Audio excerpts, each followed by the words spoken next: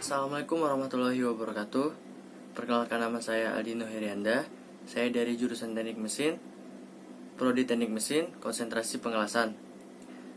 Pada kesempatan kali ini saya akan menjelaskan hasil tugas akhir saya yang berjudul pengujian sulfit stress corrosion cracking pada sambungan las API 5L X65 dan ASTM A694.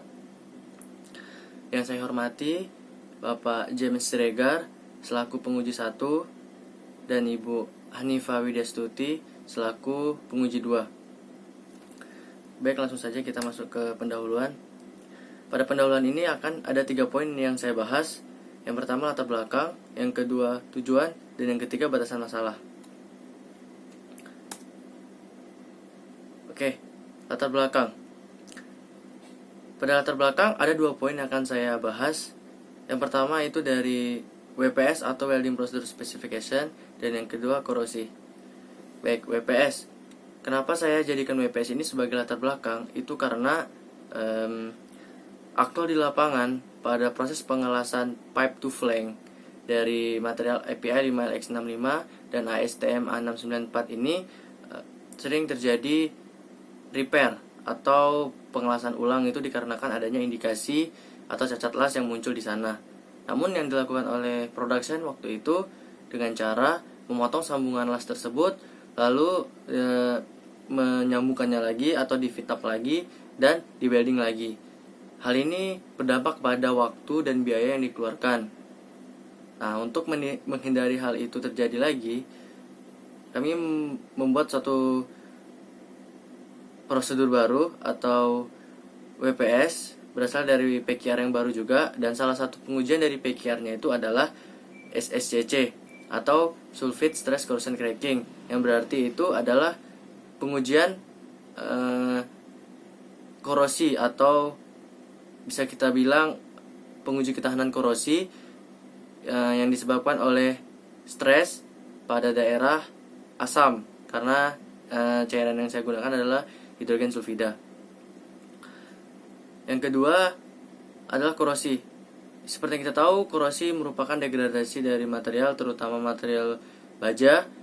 Hal ini disebabkan oleh faktor lingkungan, bisa karena udara, oksigen, H2O atau air, dan berbagai macam lainnya.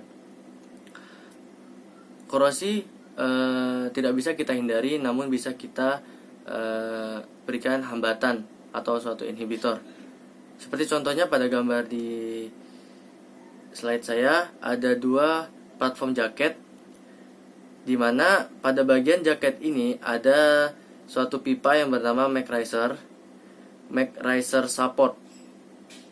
Mac ini adalah MEG, monoethyl glycol. Jadi riser support ini berfungsi untuk menginjeksi MEG, monoethyl glycol, yang berfungsi untuk sebagai inhibitor supaya pada saat berlangsungnya pengeboran gas atau minyak di dasar laut itu tidak terbentuk senyawa hidrat yang disebabkan oleh high pressure dan low temperature. Namun apabila senyawa hidrat ini muncul, itu akan menghambat produksi gas atau minyak yang kita ambil di sana. Yang kedua, Tujuan dari saya melakukan pengujian sulfate stress corrosion cracking ini yaitu untuk mengetahui ketahanan spesimen terhadap korosi. Seperti yang sudah saya jelaskan bahwa prosedur ini berfungsi untuk supaya WPS kita buat itu mampu merepair sambungan las tersebut tanpa harus memutuskan sambungan lasnya. Jadi cukup kita repair pada bagian yang ada indikasi cacatnya saja. Yang kedua itu mengidentifikasi crack atau indikasi yang muncul pada permukaan spesimen, sehingga kita dapat menentukan accepted atau rejectednya spesimen tersebut. Yang ketiga, batasan masalah. Batasan masalah saya dari pengujian ini, spesimen yang saya gunakan itu merupakan spesimen yang sudah dimachining. Yang kedua, pengamatan hasil dari SSCC ini hanya untuk melihat crack pada permukaan spesimen. Yang kedua, dasar teori. Dasar teori yang saya gunakan untuk menyusun tugas akhir ini ada dari Yang pertama, client specification. Kata gas engineering itu membahas tentang prosedur fit up dan pengelasan untuk MEG riser support. Yang kedua itu saya ada menggunakan international standard, ada NES TM0316 yang berisi panduan untuk melakukan pengujian sulfate stress corrosion cracking menggunakan metode 4-point band testing. Yang kedua, di NVGL itu tes prosedur. Jadi ini membahas tentang prosedur untuk melakukan pengujian SCCC menggunakan 4-point band testing yang lebih ringkas.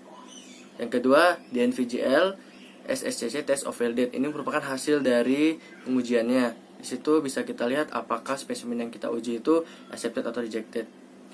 Yang terakhir itu standar NES TM0177 yang berisi referensi untuk memberikan larutan kimia yang kita gunakan pada saat perendaman spesimen setelah kita lakukan bending.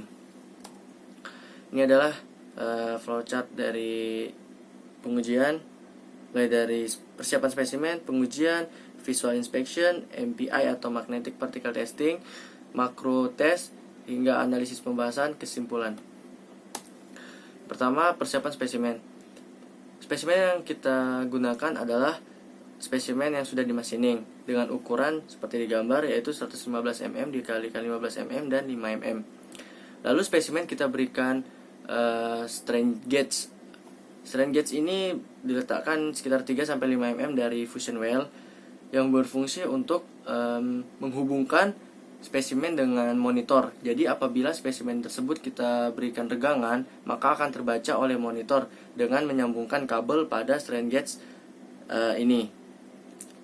Yang selanjutnya, ini adalah alat 4-point band testing. Jadi ini adalah spesimennya. Kenapa kita bilang 4-point band testing? Itu karena ada 4 point, yaitu roll rod untuk memberikan beban kepada spesimen. Di sini ada tuasnya, nanti kita putar maka akan memberikan beban kepada spesimen. Yang selanjutnya, loaded band atau pemberian load pada spesimen dengan cara dibending.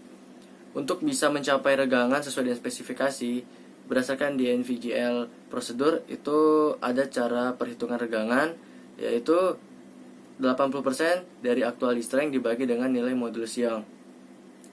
Karena nilai actual strength dari spesimen tersebut adalah 501 megapascal, maka dikalikan dengan 80% lalu dibagi dengan modulus Young. Modulus Young ini sudah sesuai dengan spek sebesar 216 gigapascal. Lalu saya convert ke megapascal dan didapatkan hasil sebesar 1856 dikalikan 10⁻⁻6 dalam satuan mikro.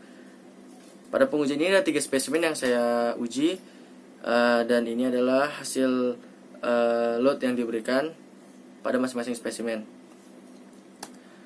Selanjutnya adalah exposure atau perendaman. Jadi spesimen yang sudah kita berikan load atau sudah kita bending, lalu kita masukkan spesimen tersebut ke dalam wadah yang akan kita isi dengan larutan yang bersifat asam pastinya.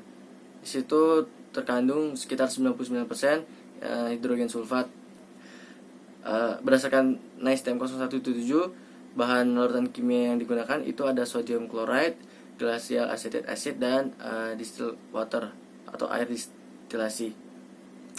Sebelum kita melakukan perendaman spesimen, jangan lupa wadah ini kita bersihkan dengan nitrogen, lalu pastikan temperatur itu sekitar 24 derajat Celcius dan pH tidak lebih dari 4. Setelah kita rendam selama sekitar 720 jam atau 1 bulan, lalu spesimen kita bersihkan dan kita lakukan 3 pengujian. Yang pertama, visual examination atau visual inspeksi. Itu dilakukan secara langsung menggunakan mikroskop dengan perbesaran 5 kali.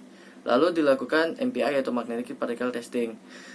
Setelah kita lakukan visual, kita selanjutnya memberikan pengujian MPI pada spesimen untuk mengetahui indikasi apa yang muncul.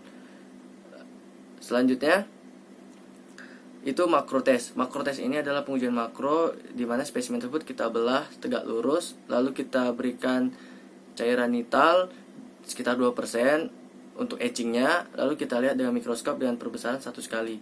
Maka dari situ akan kita lihat cacat atau indikasi apa yang muncul dari bending dan perendaman tadi. Ini adalah sketsa penelitiannya. Ini ada spesimen, ada pengujiannya, ini wadah, ini visual inspeksi dan MPI hingga ke makro. Berikut ini adalah daftar pustaka saya. Ada NICE TEM 0316, TEM 177, DNVGL dan beberapa sumber lainnya. Demikianlah dari presentasi tentang pengujian sulfit stress corrosion cracking. Saya ucapkan terima kasih, maaf apabila saya masih ada kesalahan dan kekurangan. Wabillahi taufiq wal hidayah. Wassalamualaikum warahmatullahi wabarakatuh.